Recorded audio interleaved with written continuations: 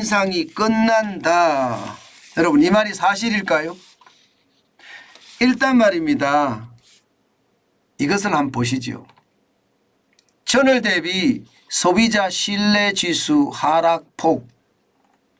와, 마이너스 10.9예요. 10.9포인트입니다. 이게 컨퍼런스 보드에서 발표하는 소비자 신뢰지수거든요. 이것은 굉장히 중요한 지표로 일반적으로 간주가 됩니다. 그런데 이게 10.9까지 떨어졌습니다. 10.9포인트까지. 보세요. 106.1이 됐습니다. 7월에는 117.0이었거든요. 이게 106.1까지 말입니다. 물론 2020년 5월 달에 86.6 그리고 2021년 1월 달에 89.1 그리고 작년 7월에 95.7 뭐 이 정도는 아니에요. 100 아래로 떨어진 것은 아닙니다. 그렇지만 8월에 106.7이고요. 전월 대비해서 굉장히 빠른 속도로 떨어진다는 사실, 이것은 말입니다. 쉽게 말하면 여러분 경제가 나빠진다는 거예요. 침체가 시작이 됐다. 그렇게 평가할 수 있는 지표입니다. 예, 그만큼 말입니다. 그만큼 미국 경제 상태가 나빠지고 있다는 이야기거든요. 물론 아직은 106.1이니까 100 이상이니까 아직은 긍정적이죠. 그런데 왜 제가 소비자 신뢰지수가 떨어지는 것을 보고 금리가 인상하는 게 끝났다 이렇게 말씀을 드리나 하면요. 제롬 파월 연방준비제도 의장이 뭐라고 이야기했나 하면요. 데이터를 보고 결정하겠다. 데이터를 보고. 데이터라는 게 결국은 경제가 좋으냐 안 좋으냐 이것을 보고 결정하겠다는 거잖아요. 데이터 중에 가장 중요한 게 일자리 데이터 아니겠어요? 일자리. 예. 그리고 일자리 다음에 소비 데이터입니다. 소비. 근데 소비 데이터, 소비자 신뢰지수가 이렇게 떨어진다는 것은 소비를 안 한다는 이야기니까 그만큼 말입니다. 상황이 나빠졌다 이렇게 이야기할 수도 있고요. 게다가 미국의 노동시장도 조금은 말입니다. 과열이 조금 꺾이는 분위기예요. 올해 7월에 민간기업 구인 건수가 880만 건으로 나타났습니다. 많이 줄었죠. 이게 여러분도 알다시피 막 1000만 건씩 넘었었거든요. 구인구직 건수가 880만 건으로 줄어드니까 이게 일자리가 점점 줄어드네. 월가의 예상치도요 946만 건이었습니다. 그거보다 낮았습니다. 그거보다 월가의 예상치도 946만 건. 그런데 880만 건. 그러면 어떻게 될까요? 결국 말입니다. 경제가 식어간다는 이야기가 되는 건가요? 이것과 맞물려서 말입니다. 미국의 국채금리도 떨어졌어요. 지금 지난 8월 21일에 미국 10년물 국채금리가 4.342%로 2007년 이후 최고치를 기록을 했었거든요.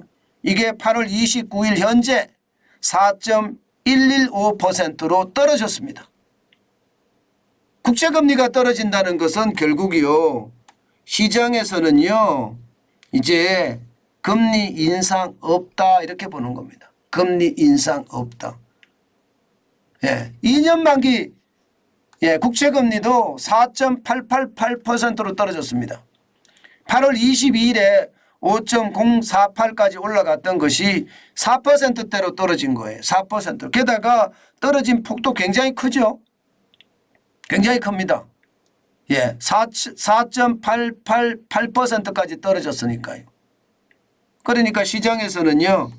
이제 9월 금리는 동결이고 11월에 가서도 동결할 가능성이 높아졌다. 11월에 가서도 가능성이 높아지니까 시장은 어떻게 될까요? 당연히 급등하겠죠. 실제로 시장은 급등했습니다.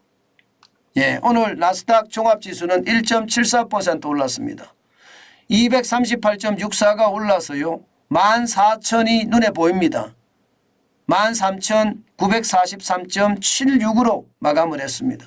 기술주 중심인 나스닥이 이 정도 급등하면 당연히 S&P 500 지수 대형주 중심도 마찬가지입니다. 1.45%가 올랐고요. 예.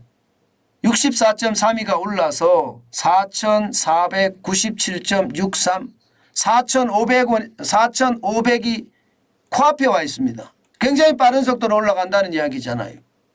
예, 블루칩 중심인 다우산업지수도 0.85% 올랐습니다. 예, 292.69가 올라서요. 35,000이 눈앞에 다가와 있습니다. 34,852.67을 기록했습니다. 오늘 시장이 일제히 상승했죠.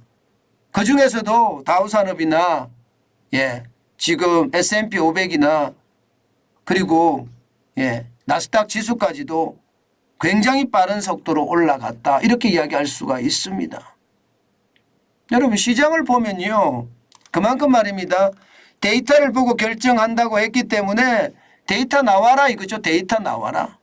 데이터 나오면 그 결정을 가지고 보겠다. 이런 얘기 아니겠습니까? 이런 얘기. 예. 결국은 예. 데이터가 나빠지고 침체로 가고 있으니까 한번 생각을 해봐야 되거든요. 저는 이것을 보면서요. 참 시장이 아이러니하다 이 생각을 진짜 많이 했어요. 왜냐고요? 아니 경기가 침체된다는데 지수가 올라가는 것은 또 웬일입니까? 시장이라는 게 그렇습니다. 분명히 경기가 침체된다고 나오잖아요. 그런데도 시장은 일제히 올라갔어요. 이게 금리 인상을 더 이상 안 한다는 이야기에 아마 편성해서 그런 일이 일어나는데 결국은요. 제가 여러분에게 말씀드렸던 거 아마 여러분들도 기억하실 거예요. 결국 금리를 인상하다가 유지하다가 그리고 인하를 하면 경기 침체가 온다. 그때 침체를 잘 관리해야 된다. 그 말씀 제가 여러분에게 굉장히 많이 그것도 여러 번 드렸습니다. 아마 그런 시기가 그렇게 멀리 있는 것 같지는 않아요. 그런 시기가. 예, 그렇게 생각하면 야 시장의 위기는요. 어쩌면 말입니다. 어쩌면 예, 거품을 양산하는 그런 시기가 아닐까 저는 그런 생각도 합니다. 오늘 우리 시장도 그럴 것 같아요. 우리 시장도 올라가겠죠. 올라가겠죠. 그런데 우리 시장도 보고 있으면 말입니다. 중국의 위기나 예, 유럽의 위기 그리고 미국의 어떤 거품 이런 것들이 다 함께 작동을 하고 있거든요. 그런데도 우리 시장은 계속 올라가고 있습니다. 저는 우리 시장을 보고 있으면요. 여러분들에게 계속 말씀드리고 싶은 것이 조심. 예, 진짜 조심. 또 조심해야 된다는 말씀 저는 지속적으로 올리고 싶습니다. 이게 단순하게 시장이 해결될 모습은 안 보여요. 제가 봐서는요. 앞으로 시장 자체는요. 계속해서 저는 흔들릴 거다. 그렇게 생각을 하거든요. 그렇기 때문에 여러분 진짜 조심하고 또 조심하는 거 저는 잊지 말았으면 좋겠습니다. 무리하게 투자하지 마시라고 제가 말씀을 드리잖아요. 실제로도 그렇거든요. 너무 무리하게 투자하다가는요. 내가 가지고 있는 자산도 다 날릴 수 있으니 진짜 조심해야 된다. 그 말씀 다시 한번 여러분께 올립니다.